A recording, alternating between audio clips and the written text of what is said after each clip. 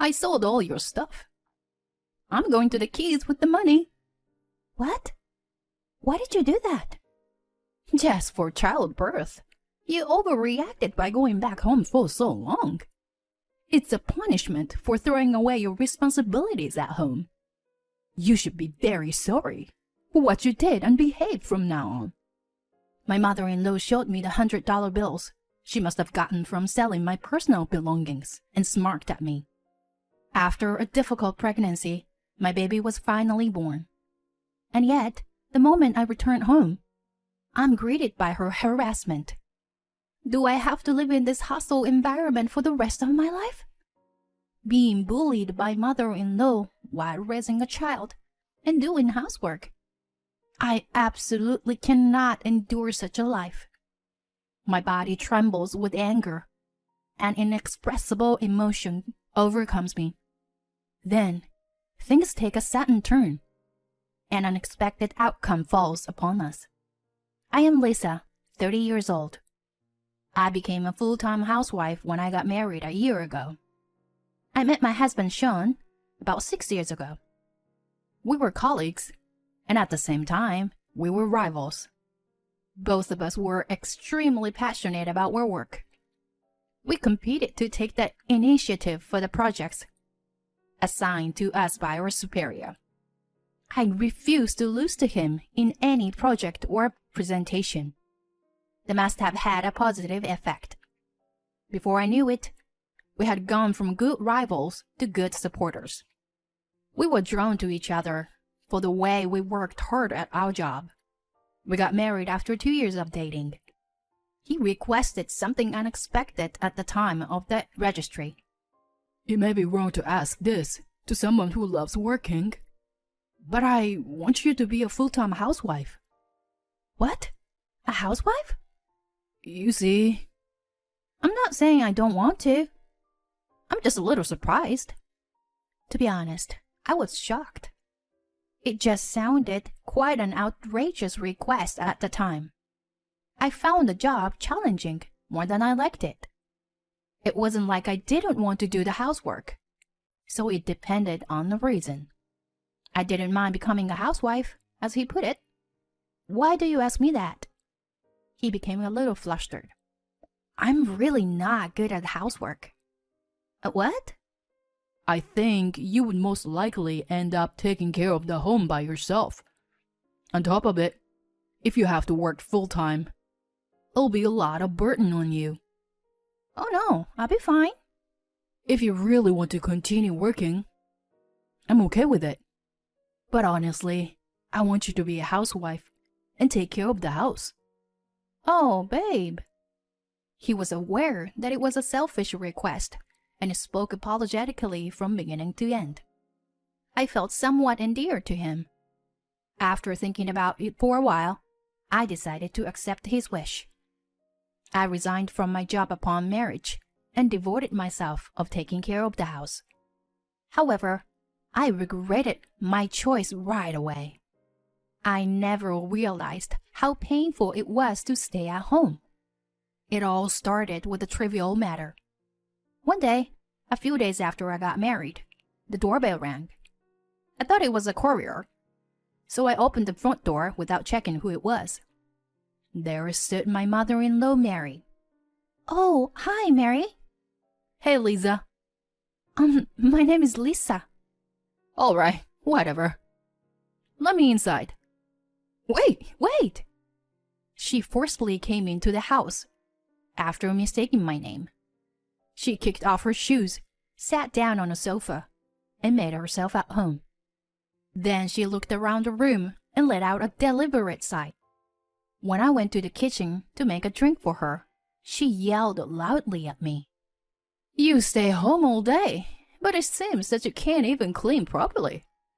There's dust on the edge of the picture frame, and your hair is on the floor. Excuse me. I'm planning to clean in the afternoon. Why are you young people so quick to make excuses nowadays? You have no common sense. I'm sorry. I wonder why Sean chose you. I could have found a better match for him.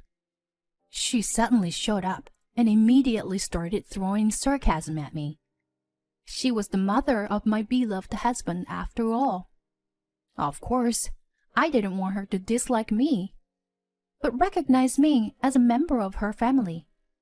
I wasn't going to talk back to her for those reasons. I kept my mouth shut and just listened to her unreasonable remarks. After that day, she began to come over frequently. She always looked for faults and criticized them. She complained that the house was not tidy enough and that the laundry was left in the dryer. She commented that she felt sorry for Sean for having an incompetent wife, and so on. My nerves were getting frayed by her heartless words. No matter how much stress I felt, I couldn't talk to Sean about it. I thought about asking him for advice many times. In the beginning, if I did, he would have probably got furious and scolded her. But it was highly unlikely that she would have backed down quietly after that. On the contrary, I thought that it would have probably ignited the fire even more. I was too afraid to confide in him when I thought of that. His father passed away when he was in college. Since then, he had been living with her. Her attachment to him was so strong. She once suggested that the three of us should have lived together. He firmly refused her idea, but it was becoming more or less the same as living together as she came over to bully me almost every day after we got married. Then a turning point came to me. It was on our first wedding anniversary. I was feeling ill and, on Sean's advice, went to the hospital. There I found out that I was pregnant. When I told him about it, he looked at me puzzled. I showed him the echo picture, and he suddenly burst into tears. "Oh my God, we're going to be parents." "Yes, that's right. You're going to be a father." Whoa, I'm so happy that I can't stop crying. Oh, I'm so happy too. I don't know why the tears. Thank you, honey. I'm going to work harder from now on. For the baby's sake, let's both do our best. We will. I was overjoyed when I got married, but I felt a different kind of happiness this time. To have a new life in my belly with the person I loved was much a mysterious and blissful thing. At the same time, a new concern arose. It was Mary, who regularly visited me without an appointment. When she happened to come over, I was so nauseous that I had to run to the bathroom. Of course, this was a symptom of morning sickness, not an illness. She guessed something from the sequence of my actions and grinned at me as I came out of the bathroom. "Are you pregnant?" "Oh, well, I knew it." "Why didn't you tell me when you found out?" "I'm sorry, but I'm suffering from morning sickness right now. I was going to tell you when I was in the stable period." Oh, well, that's okay. But more importantly, I'm assuming it's a boy, right?" Suddenly, I was asked an unexpected question, and my thoughts stopped. We haven't found out the sex yet, and it didn't even make any difference anyway, as long as the baby was born healthy. Her question sounded to have a hidden meaning that only a male baby was worthy of being born. "We don't know the sex yet." "Oh, I see. Well, one boy is enough for the successor. Raising a child costs a lot of money. By all means, have a boy and spend all your money on him." "Well, as I said, we don't know if it's a boy." "Shut up. Just have a boy. Otherwise, you are worthless." She opened the refrigerator with a giggle and grabbed the Jell-O for herself. Sean had bought it for me as I couldn't eat anything else. I felt an emptiness inside, more than anger, and I was left with an indescribable taste in my mouth. I sobbed quietly after she left. What was wrong with her? It didn't matter what sex the baby was, as long as it was born healthy. That was all that matters. I thought everyone thought that way. She had experienced childbirth and raising a child before me. How could she say such a thing without a care in the world? Then I was convinced. If I had to deal with her any longer, I would have driven myself crazy during the pregnancy. If I didn't do anything about it, I would have affected not only me, but also my unborn baby. It wasn't a typical thing to go back to one's parents for childbirth. However, I told Sean that I wanted to return home because I was too anxious about my first delivery and decided to leave at 7 months pregnant. Mary complained that it was ridiculous and that I was abandoning my responsibilities at home. But I was not going to take any risk. Sean readily agreed, so I packed up and went back to my parents in another town. He visited me regularly, while I received numerous spiteful messages from Mary every day. You lack a sense of responsibility as a wife. I feel sorry for your child for having an incompetent mother like you. Have a boy and come back as soon as possible. And so on. All the messages sounded like I was doing something wrong. I felt nauseated every time I saw them. So I turned off the message notification and stopped looking at them. A few months later, I gave birth to a long-awaited first child. It was a girl. She was so adorable that I didn't care about the gender. Sean seemed to feel the same way. He held her in his arms and shed tears of joy. Thank you, honey. Great job. I can't wait to welcome you guys back home. I'm looking forward to a new life together. I'll put the crib together. And if there's anything else you need, I'll take care of it. Call me when you're feeling better. Thanks for everything, hon. Sean's work was in the midst of its busy season. He was working overtime every day. Although we regularly had video calls, it seemed he was bringing work home, too. Unluckily, his business trip coincided with my return, and my father had to drive me home. It had been a few months. What was different from when I left was that I was holding my beloved baby in my arms. However, I felt something weird once I was in front of the house. Sean was supposed to be away on the trip, but I felt another presence inside. I opened the front door with trepidation, and sure enough, the door was unlocked and the living room light was on. I slowly walked down the hallway and peeked into the living room. To my surprise, Mary was there. What are you doing here? She turned around to my voice, and then smiled wryly and slowly approached me. It's been a long time, Lisa. You're really useless to give birth to a girl. Answer my question. Why are you in my house? There's a duplicate key under the pot at the front door. I haven't told Sean, but I've been coming here regularly. That's trespassing. What's wrong with a mother visiting her son's house? She smiled condescendingly and pointed to my room. By the way, I cleaned up your closet. For what? What do you mean? I sold all your stuff. I'm going to the kids with the money I made. She took out a wad of $100 bills and waved it in front of my face. When I went to check my closet, I found my jewelry box emptied and all my designer's bags gone. I guessed that the bills had come from the sales of my things. I went back into the living room and shouted at her. How dare you? Why did you take my things without my permission? Why?